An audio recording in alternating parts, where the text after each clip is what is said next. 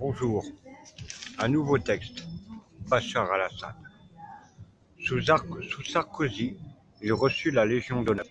Son homologue savait que celui qui l'avait insufflé dans les urnes, une entité nommée Dieu,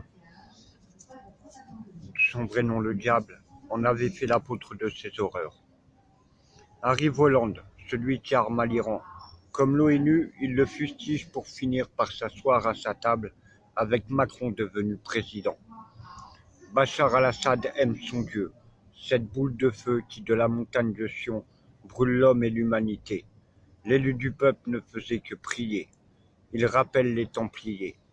Parti aux croisades, son peuple vit l'exode, vivant sur une frontière turque entre chars russes, famine, sacrifice. Celui de l'élu qui se dit homme, le singe d'une idole, outil d'un plan de guerre, le AK-47. Lorsqu'il parle à la tribune, en bon catholique, Poutine prie, réclame la famille. Macron et Merkel se rappellent 39-45, comparant les Syriens aux Juifs, se moquant de l'humain. Trump, sachant que toute religion est le régime de Sion, par la dictature du président chinois, réclame au dragon de cracher sa flamme sur des hommes, des femmes, des enfants. Le nouvel an chinois se fête aussi dans le cœur d'autres croyants. Comme leur Dieu, ils se moquent de l'humanité qui est aux abois. Bachar al-Assad aime son Dieu, cette boule de feu qui, de la montagne de Sion, brûle l'homme et l'humanité. L'élu du peuple ne faisait que prier. Il rappelle les Templiers. Parti aux croisades, son peuple vit l'exode, vivant sur une frontière turque, entre chars russes, famine, sacrifice.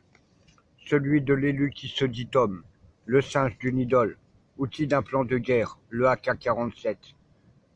Ne compte pas sur un politicien, ni une idole, c'est dans les urnes, dans les livres religieux. Les sacrifices sont masqués par de jolies paroles. C'est dans l'instruction religieuse. Ils les appellent frères, mots dans leur bouche inhumains. Son étymologie est Jésus. Quiconque parle ainsi le pense aussi, adhère au sacrifice avant d'être ce qu'il a déjà accepté, être crucifié. Cette histoire est inhumaine. Ce texte est un cri humain. Dans son genre, il n'a nullement besoin d'idoles, de politiciens. L'essence du mot frère. Ni Dieu, ni maître.